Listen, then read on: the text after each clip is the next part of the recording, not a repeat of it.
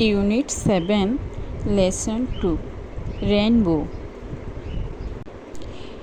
Unit অর্থ অধ্যায়, lesson অর্থ পাঠ, রেইনবো অর্থ রংধনু। 7 অধ্যায়ের পার্ট 2-তে রেইনবো সম্পর্কে আমরা জানব। Look, listen and repeat after your teacher. Listen অর্থ শোনা, লুক অর্থ দেখা, রিপিট অর্থ পুনরাবৃত্তি করা, আফটার অর্থ পরে, টিচার অর্থ শিক্ষক। দেখো, শোনো এবং তোমার শিক্ষকের পরে তুমি পুনরাবৃত্তি করো। 7 কালার্স মেক এ রেইনবো। 7 রং দিয়ে তৈরি হয় রংধনু। 7 অর্থ 7, কালার্স অর্থ রং, মেক অর্থ তৈরি হয়, রেইনবো অর্থ রংধনু।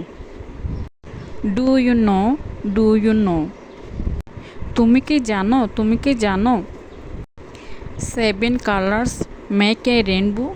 7 রং দিয়ে রংধনু তৈরি হয়। Red, orange and yellow. লাল, কমলা এবং হলুদ। Green and blue. সবুজ এবং নীল। Violet, indigo two.